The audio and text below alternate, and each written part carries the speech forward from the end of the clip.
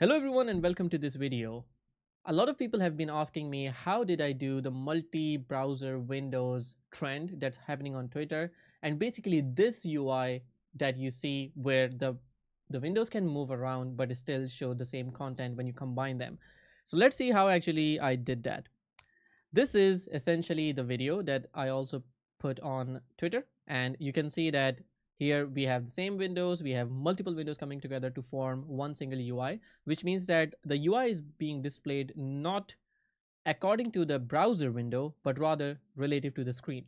And I actually got inspired from Charlie and Vespo's. I'm going to show you first what Charlie did because it feels like she brought a rocket missile to a gunfight. So this is her game. She actually converted the Flappy Bird using the multiple windows, as you can see. So these are actually windows, multiple browser windows going around, and yeah, they're working together as one single game. This is crazy. Like, how do you even do that? Then we also saw some cool examples like this one. So we have one window behind the scenes, and the other one is sort of making the balls bounce. This is amazing stuff. And what I ended up doing was what I just showed you. But I'm also going to show you what Vespos did. So this is his take of doing the same thing, like one window moving on top of the other one and showing a different multi-browser X-ray, so to say. But this is what I actually really liked, like multiple windows, um, basically rendering the same video source, and yeah, you can then see the window being placed somewhere else. So this is crazy. Now I'm going to show you what I did and how I did and how did I actually come to the conclusion of it. First, I'm going to show you the outcome of it, and then we'll look into the implementation on how I did it. So if I go to my GitHub account, I've already deployed the code in the ngFun Windows repository. And here, if I go and open this right here, you can see this being at the center of the screen. I also added some transitions, so there's sort of an ease in effect to all of this. This is being rendered at almost the center of the screen, and if I move this around, you can see that my window basically moves around, but the content always comes back to the same place.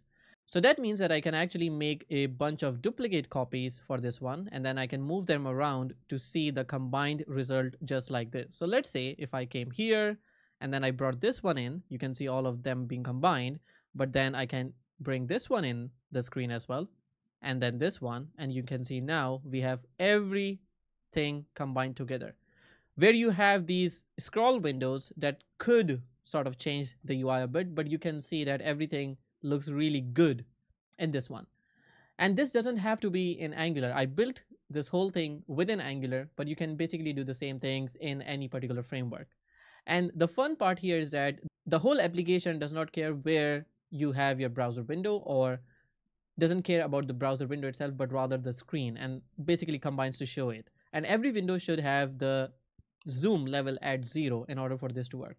Now let's have a look at how I actually did that. So I'm going to show you in ExaliDraw what basically is the logic behind all of this. So as I said, I actually worked on this after my office hours, and my brain was almost dead at that point. So the code I wrote was really garbage at that moment.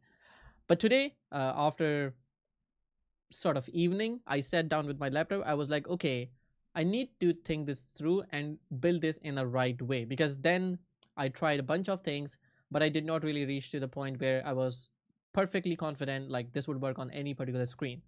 So this is how it works. This is your screen. So the whole screen that you see right here, not just the window, but screen. If my browser window is this one, that this is just the browser window, but I'm talking about my whole screen. Let's say your screen is about 1,000 pixels. That means that the top left corner is 0, 0. The top right corner is 1,000, 0, which basically means that in here, you can say that the x comma y is 1,000 comma 0. And that is also the same with this one. So x comma y and x comma y and x comma y. And this might actually remind you of computer science or the lectures that you basically did in your high school, or maybe in your college, or maybe in your university. So essentially, if this is the whole graph, in that particular sense, the center point is 500 500. If it's 1,000 pixel wide, 1,000 pixel high, then it's 500 500 as the xy in this particular sense. Let's say you have a content to show that is 100 by 100, which means 100 pixels in width and 100 pixels in height, and you want to put it right at the center of the screen, which means that when you put it right here, this particular starting point can be 450, 450. If you go to this particular side, then that's going to change. Here, the X basically changes to 550, where the Y is still 450. And here, it's going to be still 550, 550, and not 540. And in this particular case, the X still remains 440, but the Y has become 550. So that is sort of the coordinate of this one. But for my application, we don't really need all of the coordinates. All we need is this guy right here. So this is the point where we are interested on finding it out. Okay. So I'm going to actually highlight this with this and remove the background. So this is what we are interested in. How do we get this particular place? Because if I can get this particular point, then it means that wherever my browser window is, I have to put my content here according to the screen size. So whatever the screen is, I have to put it right here. In our application, that is this particular point. So if you look at this UI and this whole div, this is the content. So this particular point is what we are talking about, because this starts from here, although this is all at the center.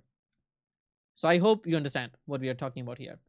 Now that means if my browser window, which is this blue color, if my browser window is here, by default, my content would start showing at this particular point, which according to this browser is at the top left, but according to my screen is somewhere around here. Let's say this is at 550, 500, maybe at this particular point.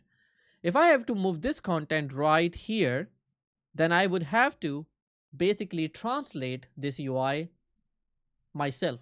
So it doesn't matter where my browser window is. I will always pick up this particular position and then I'll translate it back to this particular point. So this point gets to this point. And that is essentially, I will look into, all right, where's my browser window right now? It's at 550, 500.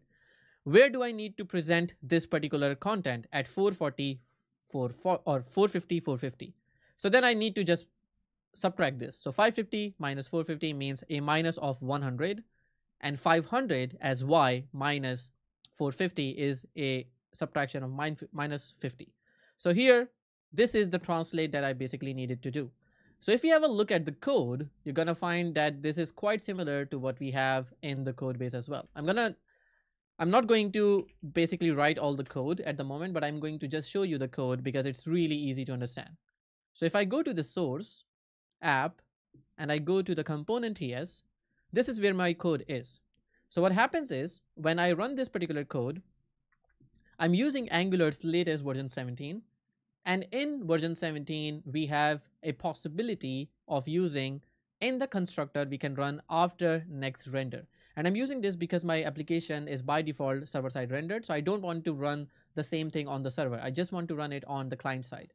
So I'm saying, hey, when my application is bootstrapped, when my component basically runs, I need to get into this after next render hook from Angular, and I need to start this. So this is our starting point. I say, call the tick method. It goes inside the tick method, and then it uses this request animation frame. This basically gets the next browser paint render callback, or the ability to pass a callback to that particular hook. Then we call this place content. This is the heart of this whole application. This is where all the logic comes in. Now, if you look at our algorithm, what we have looked into so far, first we need to get the dimensions of the screen, then the dimensions of the center, then the contents top left, and then we need to translate to that particular position of contents top left. That's what we do here exactly. So first of all, we go and we get the dimensions of the windows. The available width and available height basically tells you what is the whole screen size. If you look at the window.width at the moment, so window.width or inner width is 512. It is actually not. If I look at window.available or screen.width, then you can see 2560. This is my actually whole screen's width. If you try to say available width, this is also giving you 2560.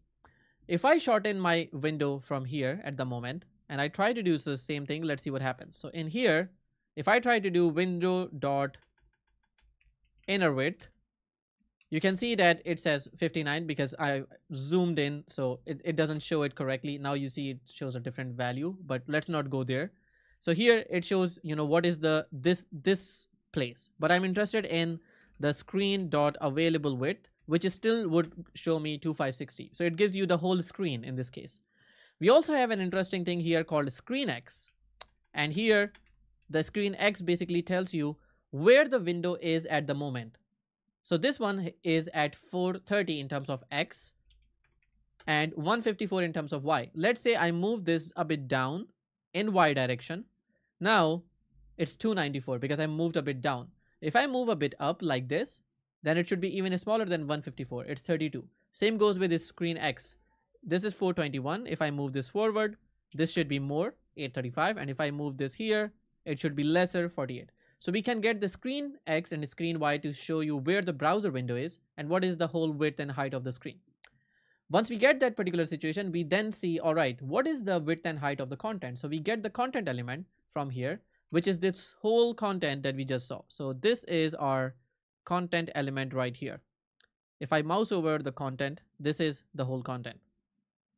So then we get the content and then we make our whole calculation. So here we see, hey, what is the screen width, height, screen X and screen Y?